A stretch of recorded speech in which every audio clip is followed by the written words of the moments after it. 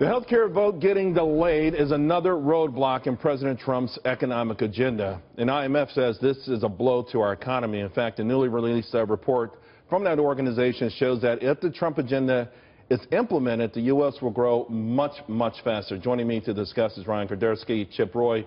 All right, Chip, you're the former chief of staff to Senator Ted Cruz, who, of course, has been outspoken on this health care bill. He's a no right now. But he understands that the delay here and possibly not getting it done could mean a delay and even perhaps hurting the rest of President Trump's economic agenda. Does he take that risk?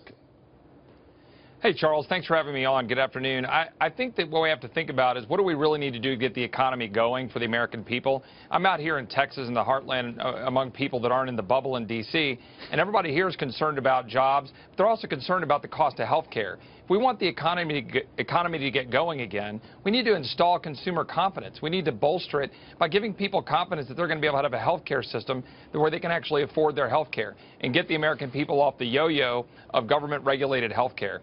And that's what the American people expect Republicans to do.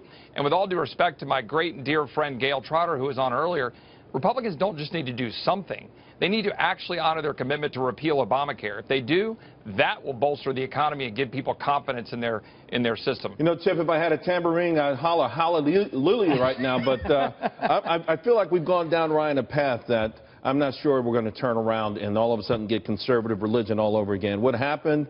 Maybe it's politics as usual, and the establishment doesn't want to truly adhere to the voice of the voters. So what happens? Because when the IMF starts to say, and they're not necessarily a fan of President Trump, say, hey, you guys are messing up. With his agenda in place, this economy would be growing a lot faster. I think there's two things. I think there's economic realities that Obamacare is unsustainable, and I think that there's political realities, which is that this bill cannot pass.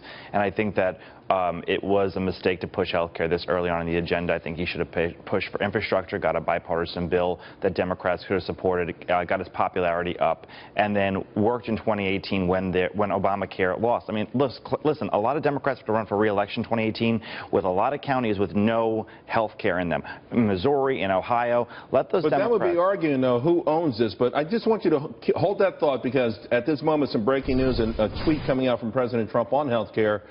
With zero Democrats to help and a failed, expensive, and dangerous Obamacare as the Dems' legacy, Republican senators are working hard. So President Trump probably watching you right now, Ryan, saying the same thing essentially that you're saying, but the Democrats are going to say, listen, you guys are in power. You promised the American people something new. You let it implode. You know, arguing over who owns this doesn't help the average American or our economy. I understand, and I think that the economic reality is Obamacare is a failure. But look at the political reality. Unless the voters in Ohio, listen, if Republicans pass something and in 2018 voters are no better in Ohio, they're going to re-elect Sherrod Brown. Had Obamacare been in place, I think that Claire McCaskill and Sherrod Brown and Joe Manchin would have had to come to the table, otherwise, or they'd have to face a defeat. And I think that the political realities do not show that this bill is passable. Chip, I got to tell you, of the 9 hard no's, 5 are so-called moderates. You know, it feels like you throw in the names Ryan just said, those 5 and 1 or 2 more, and Mitch McConnell and President Trump have a health care bill. How far do you think conservatives are going to go and hold the line?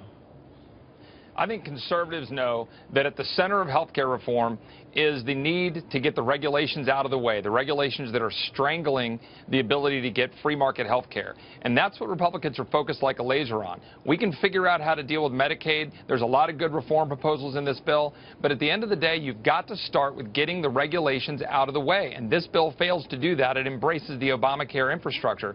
The president has done a great job putting forward a budget that balances. Right. He's put forward a plan that will work, but he's got to get Obamacare out of the way. Before we can get to budgets and infrastructure and all those other good things, we got to get through this first.